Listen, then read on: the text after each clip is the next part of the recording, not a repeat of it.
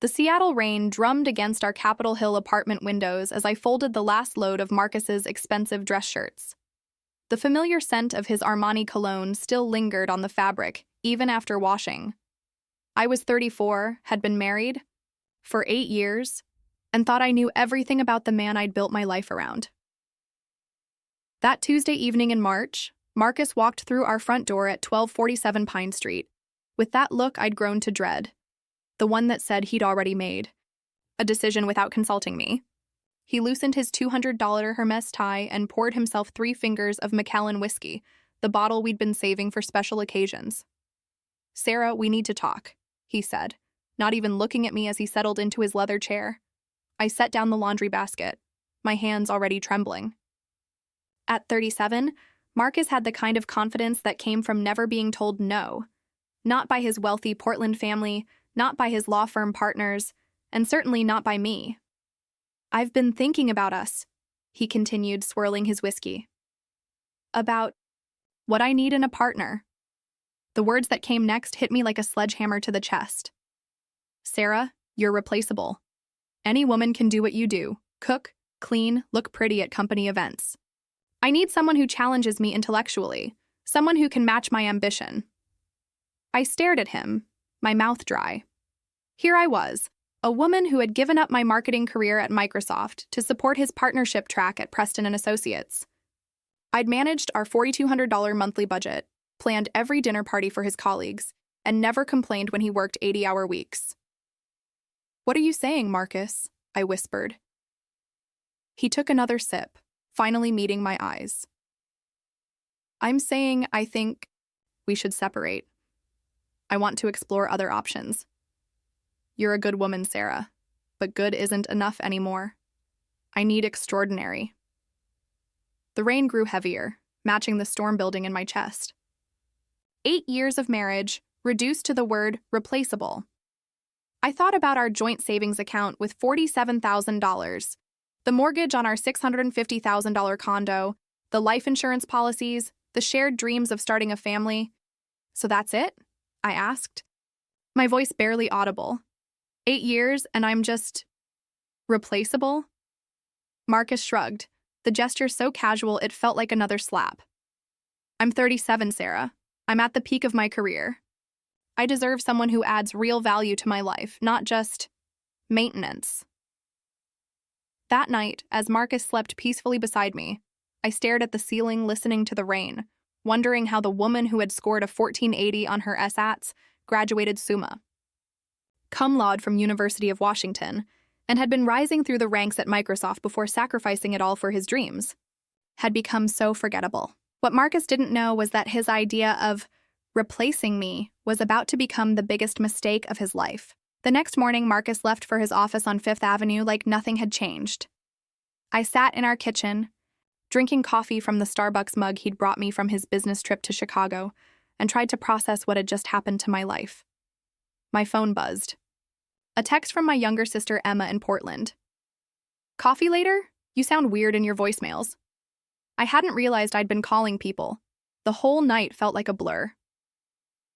By noon, I was sitting across from Emma at Victrola Coffee on Beacon Hill, tears streaming down my face as I recounted Marcus's declaration. "He said I was replaceable?" Emma's green eyes flashed with anger.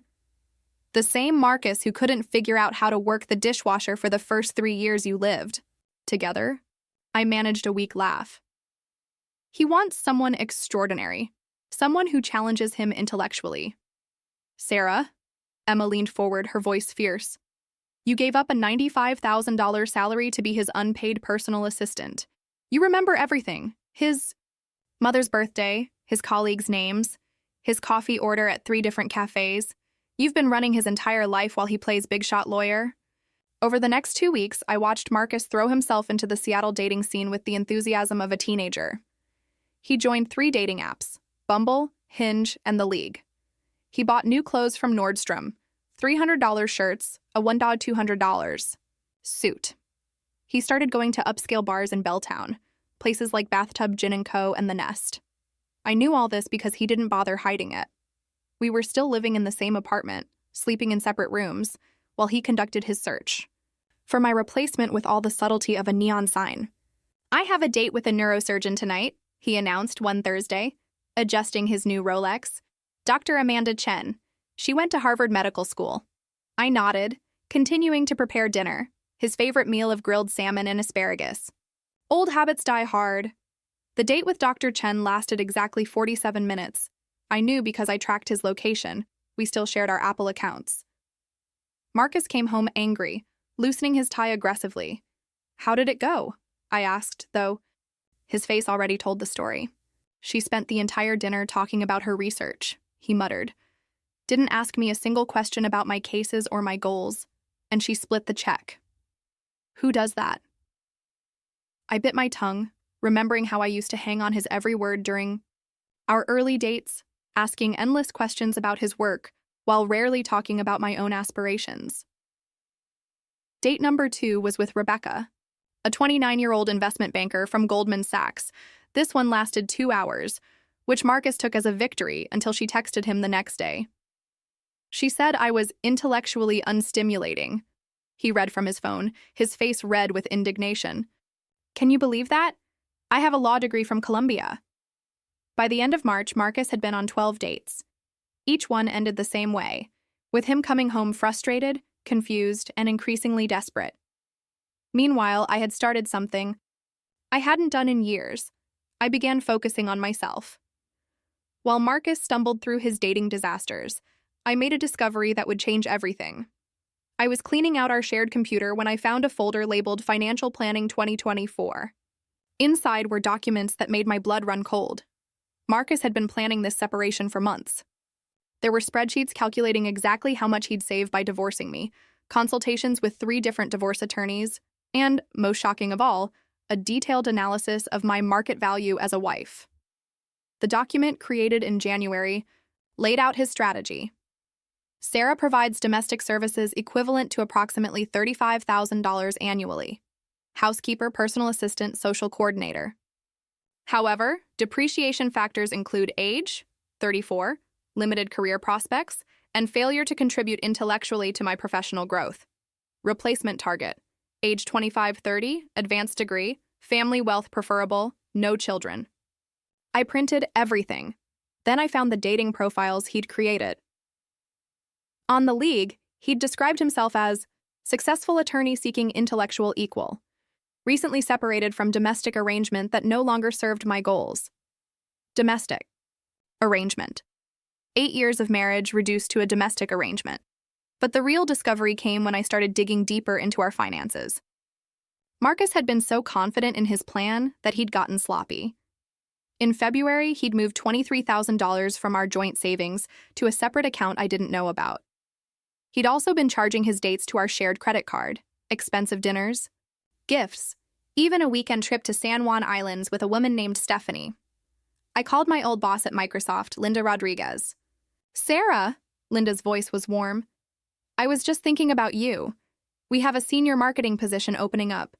The salary starts at $110,000, and it's remote-friendly." For the first time in weeks, I smiled. While I was rebuilding my life, Marcus's dating situation was getting more desperate. He'd lowered his standards from Harvard graduates to anyone with a bachelor's degree, then to anyone with a steady job. By April, he was matching with women who lived with roommates and drove cars older than his clothes. "Maybe you should take a break from dating," I suggested one evening, watching him frantically swipe through Tinder. "I don't need advice from someone who's never had to compete in the modern dating market," he snapped. "Do you know how entitled these women are? They want men who are emotionally available and good communicators. They expect me to remember details about their lives and ask follow-up questions about their interests. It's exhausting." I stared at him. "You mean they want you to care about them as people?" "It's not that simple, Sarah. Dating has changed. Women today have unrealistic expectations." That's when I realized Marcus had never actually dated in the modern world. We'd met in college when he was 21 and I was 18. I had been his only long-term relationship, the only woman who had ever truly known him, including his tendency to forget birthdays, his inability to plan anything more complex than a restaurant reservation, and his habit of turning every conversation back to himself. I scheduled lunch with 3 of his recent dates. Dr. Amanda Chen met me at Café Campaign in Pike Place Market. Over French onion soup, she painted a picture of Marcus the Rear barely recognized. He spent 20 minutes explaining why my research was cute, but not practical, Amanda said, shaking her head. Then he asked if I was planning to quit medicine once. I had children. When I said I wasn't planning on children, he looked at me like I'd grown a second head. Rebecca from Goldman Sachs had a similar story. He kept interrupting me to explain concepts I obviously already understood, and when the check came, he just sat there staring at me until I realized he expected me to pay for my own meal, which, fine, but then he ordered the most expensive steak on the menu while I had a salad. The third woman, Jessica, a 28-year-old teacher, had the most damning review. He asked me 3 times what I did for work, like he couldn't believe teaching was a real career. Then he spent an hour talking about his high-stress job while dismissing education as an easy field for women who want work-life balance. By May, Marcus hadn't had a second date in 6 weeks. His confidence was cracking. The breaking point came on a rainy Thursday evening in late May. Marcus had been on what he called his last hope date with a 26-year-old marketing coordinator named Ashley. He'd bought a new suit for the occasion, $1,800, from Brooks Brothers, and had spent an hour getting ready. He was back within 90 minutes, and this time he looked genuinely shaken. "She left," he said, slumping into his chair. "In the middle of dinner, she just left." "What happened?" Marcus poured himself whiskey with trembling hands. "I was telling her about the partnership track at my firm, explaining how challenging the work is, and she interrupted me. She said, 'Do you ever ask questions that aren't about yourself?' I laughed because I thought she was joking, but then she said she'd never met someone so self-absorbed. He looked at me with something I'd never seen before, genuine confusion. 'Sarah, what's wrong with these women? Why is everyone so difficult now?' That's when I set down the printed documents on the coffee table between us. 'Marcus, do you want to know why you can't find anyone?' His eyes widened as he recognized his own financial planning documents. The blood drained from his face as he saw his dating strategy laid out in black and white. 'Where did you get these?' 'Our shared computer,' I said calmly. 'The same computer where you've been planning to discard your domestic arrangement for the past 6 months. He reached for the papers, but I pulled them back. 'Here's what you don't understand, Marcus. You didn't just lose a wife. You lost your personal assistant, your social coordinator, your emotional support system, your meal planner, your gift buyer, your appointment keeper, and your ego booster, all in one person. Sarah, I'm not finished.' My voice was steady, stronger than I'd felt in years. 'You want to know why every date has been a disaster? Because you've never learned how to be interesting to someone who doesn't depend on you. You've never had to listen, to remember details, to ask questions about someone else's life. I did all of that for you.' Marcus sat silent, his expensive whiskey untouched. 'Every woman you've dated has expectations you can't meet because you've never had to meet them. I smoothed every rough edge, anticipated every need, made you feel brilliant and charming and successful without you ever having to actually be those things for someone else.' I stood up, gathering the documents. And here's the kicker, Marcus. I got a job offer. Microsoft wants me back. $110,000 starting salary, full benefits, stock options. Turns out I wasn't just replaceable domestic help. I was an ambitious professional who sacrificed her career for a man who saw her as a service provider. The Rolex on his wrist, the one he'd bought to impress dates, suddenly looked ridiculous. 'You can't leave,' he said quietly. 'We're married. We have a life together.' 'No, Marcus. You left. Remember? I was replaceable. You wanted extraordinary. Well, congratulations. You're about to discover just how extraordinary it was to have someone who actually loved you despite knowing exactly who you are.' 6 months later, I was sitting in my new corner office at Microsoft, looking out at the Seattle skyline through floor-to-ceiling windows. My business cards read, Sarah Mitchell, Senior Marketing Director. I'd taken back my maiden name. The divorce had been finalized in September. Marcus had tried to claim spousal support, arguing that I was the higher earner now, but his own financial planning documents, where he'd calculated my worthlessness, worked against him. The judge had been particularly unimpressed with his domestic arrangement comment. I kept the condo.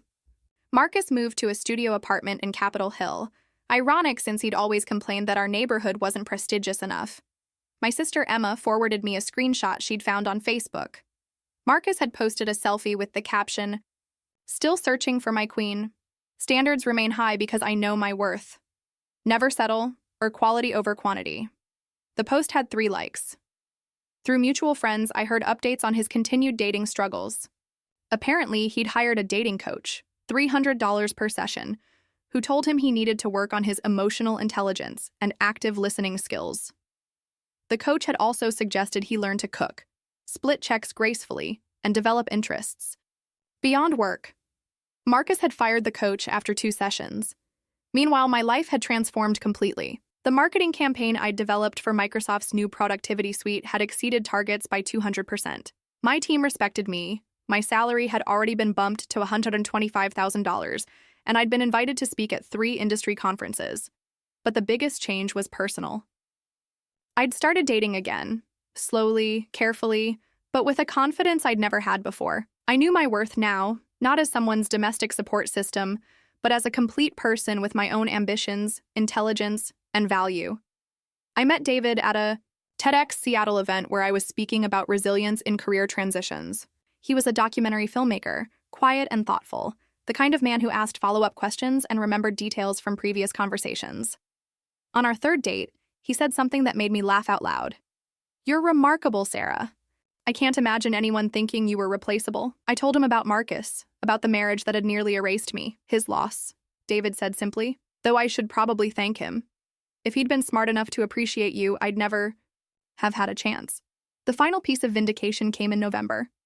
Marcus's firm, Preston & Associates, had passed him over for partner. Again. According to my source, his former secretary, who'd become a friend, the senior partners felt he lacked the interpersonal skills necessary for client relationships.